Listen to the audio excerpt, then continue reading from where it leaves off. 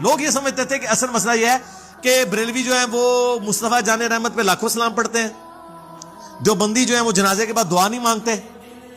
دیوبند کا مرکز جو ہے وہ رائے وڈ میں ہے، بریلویوں کا ملتان شریف میں ہے، اور وہ اشری تھانوی کو مانتے ہیں، اور یہ مذہب بریلویوں کو میں کہا نہیں ہو کیڑے چکرے پہ ہو، اصل مسئلہ بھائی اسام الارمین اور المہند ہے،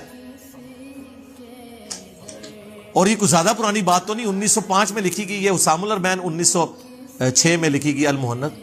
اسام الارمین میں اگر احمد بریلوی نے ان کو واجب القتل قرار دیا ہے تو میرے کہنے پہ قرار دیا ہے، میں نے گن پوائنٹ پہ کہا کہ کو دیوبندی واجب القتل ہے،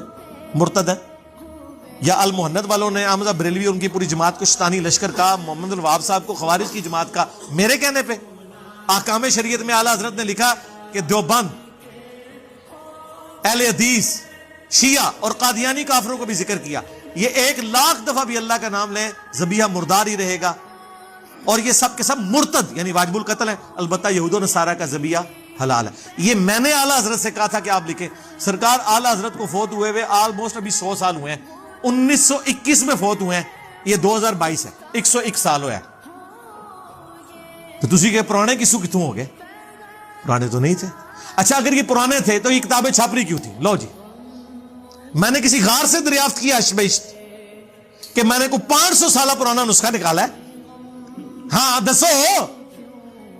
ہاں کاربن ڈیٹنگ کرا لو، سرکار ابھی تک کتابیں چھاپ رہی ہیں،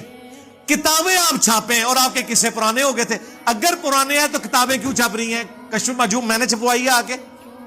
یعنی آپ کہیں کہ جی داتا صاحب نے لکھی تھی 1000 سال پہلے، وہ فلاں غار کے اندر رکھ کے چلے گئے تھے، انجینئر صاحب جو ہیں وہ پہنچے اپنے شاگردوں کو لے کے، اس غار سے وہ نکالی،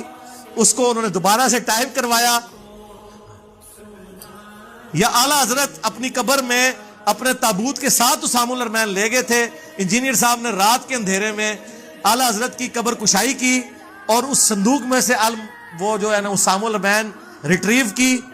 اور پھر انہوں نے اس کو ٹائپ کروا کے پرنٹ کروا دیا۔ دسو، مولانا سرفراز خان صفدر نے تقریر لگائی ہوئی ہے، تقی عثمانی تو ابھی فوت بھی نہیں ہوا، ان سے پوچھو کہ تم نے تقریر کیوں لگائی ہے المہند کے اوپر؟ میرے کہنے پہ لگائی ہے، میں نے گن پوائنٹ پہ کہا کہ تم لگاؤ تاکہ میں تمہارے فرقے کو الٹوں، تو اس کا مطلب ہے کہ میرے تو پہلے تقی عثمانی صاحب نو پڑھو، انہوں نے تھوڑے نال کام پایا جائے۔ قصے پرانے ہو چکے تھے، پرانا کچھ بھی نہیں ہوا سرکار، پرانا تب ہوتا جب دیوبند بریلوی کی چندہ بک ایک ہو چکی ہوتی، ان کی مسجدیں ایک ہو چکی ہوتی، ان کے مرکز ایک ہو چکے ہوتے، یہ ایک دوسرے کے پیچھے نمازیں پڑھنے کے قائل ہوتے، پھر یہ قصے پرانے ہوتے۔ پرانے کبھی بھی نہیں ہوئے، نہ یہ ہونے ہیں، یہ قیامت تک رہنے ہیں، جب تک حضرت عیسیٰ علیہ السلام